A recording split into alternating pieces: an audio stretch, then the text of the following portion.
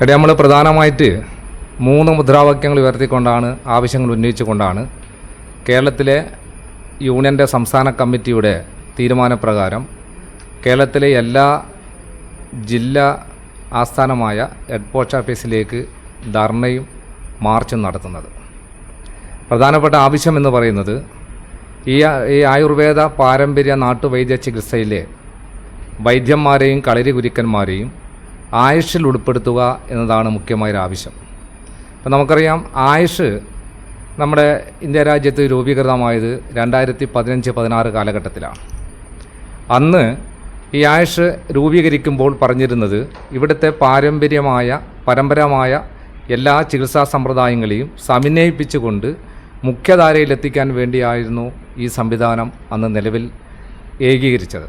എന്നാൽ ഇവിടുത്തെ സംസ്കൃതിയുടെ ഭാഗമായിട്ടുള്ള പാരമ്പര്യ നാട്ടുവൈദ്യവും കളരിമർമ്മ ചികിത്സയും അതിൽ ഉൾപ്പെടുത്തിയിട്ടില്ല. പകരം ആയുർവേദം പരമ്പരാഗത വൈദ്യം എന്ന അർത്ഥത്തിലാണ് ഉൾപ്പെടുത്തിയിരിക്കുന്നത്.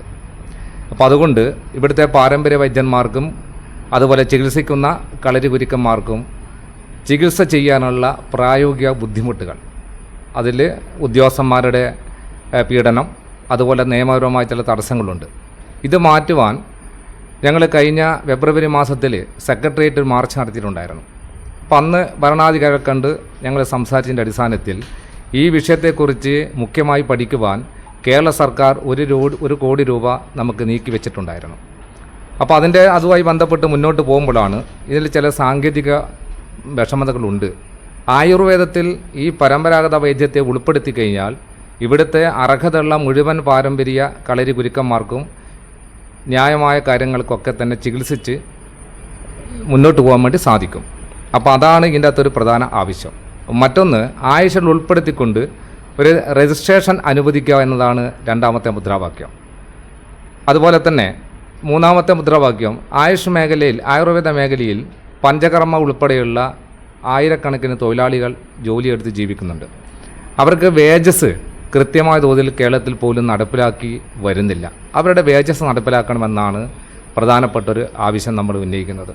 ഇത് കേരളത്തിൽ എല്ലാ ഹെഡ് പോസ്റ്റ് ഓഫീസിന് മുന്നിലേക്കും രാവിലെ 10 മണിയോടുകൂടി തന്നെ മാർച്ച് ആരംഭിക്കുകയും ഒരു 10:30 നമ്മുടെ അവിടെ ധർണ ഇരിക്കുകയുമാണ് ചെയ്യുന്നത്.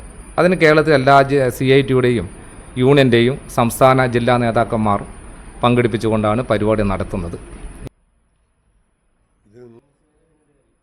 അതെ, ഡോക്ടർമാർ ഞങ്ങൾ മുന്നോട്ട് വെക്കുന്നത് ആയുർവേദത്തിന് മുമ്പ് അതിൻ്റെ രൂപങ്ങളും തന്നെയാണ് കേരളത്തിലെ പാരമ്പര്യം. അതിന് മെഡിക്കൽ കൗൺസിൽ അംഗീകാരം വേണം. അതൊക്കെ രീതിയും അതും തമ്മിൽ വളരെയേറെ അനന്തരമാണ്. ഉദാഹരണത്തിന്